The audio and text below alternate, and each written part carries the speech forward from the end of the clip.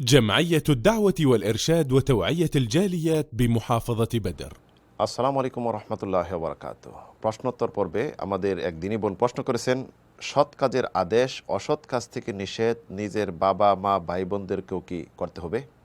তারা উল্টো আমাকে ইসলাম পালনে বাধা দেয়, তাদের কাছ থেকে বকা শুনি। দোয়া করি আল্লাহ রাব্বুল আলামিন সবাইকে ক্ষমা করে দেন, ভুল ত্রুটি মার্জনা করেন, আপনার ফ্যামিলিগত সবাইকে ইসলামের সঠিক বুঝদান করেন এবং আপনাকে সঠিক ইসলামের উপর কায়েম এবং দায়েম রাখেন। প্রিয় বোন, সৎ কাজের আদেশ অসৎ কাজ থেকে নিষেধ করা এটি সকলের দায়িত্ব। পুরুষ হোক নারী হোক সকলের প্রতি যেটা আল্লাহর নির্দেশ, সাধ্যমতে সে সৎ কাজের আদেশ দিবে, অসৎ কাজ থেকে, মন্দ কাজ থেকে, গর্হিত কাজ থেকে নিষেধ করবে। কেউ যদি বলে আমি মহিলা নারী, আমি কিভাবে দাওয়াতি কাজ করব, সৎ কাজের আদেশ অসৎ কাজ থেকে নিষেধ কিভাবে করব? আপনার চোখের সম্মুখে আপনি শুরু করেন, আপনার আত্মীয় স্বজন নিকট আত্মীয়দের দ্বারাই শুরু করেন। রাসূল সাল্লাল্লাহু আলাইহি সাল্লামের নিকট যখন কোরআনে কারিমের এই আয়াতটি অবতীর্ণ হলো, ও আনদির আশিরাতাকাল আকরাবিন, হে নবী আপনি আপনার নিকট আত্মীয়দেরকে আল্লাহর আযাবের শাস্তির ভীতি প্রদর্শন করুন, ভয় দেখান। রাসূল সাল্লাল্লাহু আলাইহি সাল্লাম তখন আত্মীয় স্বজন সবাইকে ডেকে ইসলামের দাওয়াত দিলেন এবং সৎ কাজ সম্পর্কে ঘোষণা দিলেন। তাই প্রিয় বোন, আপনার উচিত আপনার আত্মীয় স্বজন থেকে শুরু করা, আপনার সাধ্যমতো যেটা সেটি পালন করা। কারণ যদি আপনি ধৈর্য ধরেন, সাধ্যমতো আত্মীয় স্বজনকেও, নিজের বাবা মা ভাই বোন যে আছে তাদেরকেও যদি আপনি সৎ কাজের আদেশ অসৎ কাজের নিষেধ না করেন, তারা যদি অসৎ কাজ করে থাকে যে আমি তো ভালো আছি, হতে পারে আল্লাহ রাব্বুল আলামিন সকলের উপর আযাব চাপিয়ে দিবেন।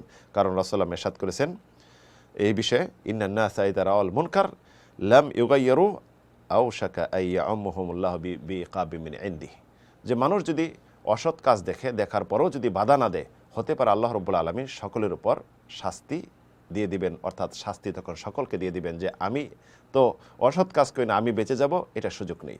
মহান রব্বুল আলামিন মুমিন এবং মুমিনরা যে বন্ধু, তিনি উল্লেখ করেছেন, ওয়াল মুমিনুনা ওয়াল মুমিনাত বা'দুহুম আউলিয়াউ বা'দ ইয়া'মুরুনা বিল মা'রুফ ওয়া ইয়ানহাউনা আনিল মুনকার, যে মুমিন পুরুষ এবং মুমিন নারীগণ পরস্পর পরস্পরের বন্ধু, একজন আরেকজনকে সৎ কাজের আদেশ দিবে, অসৎ কাজ থেকে নিষেধ করবে।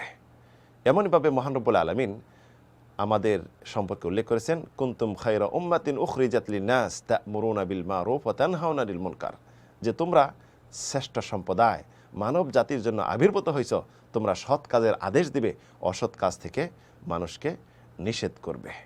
বনী ইসরায়েলদের যারা কাফের, যারা নাফরমান ছিল, আল্লাহ রাব্বুল আলামিন তাদের নিন্দাবাদ করেছেন, তাদের উপর লানত করেছেন। তারা মানুষকে অসৎ কাজ থেকে বাধা দিত না, সৎ কাজের আদেশও করত না।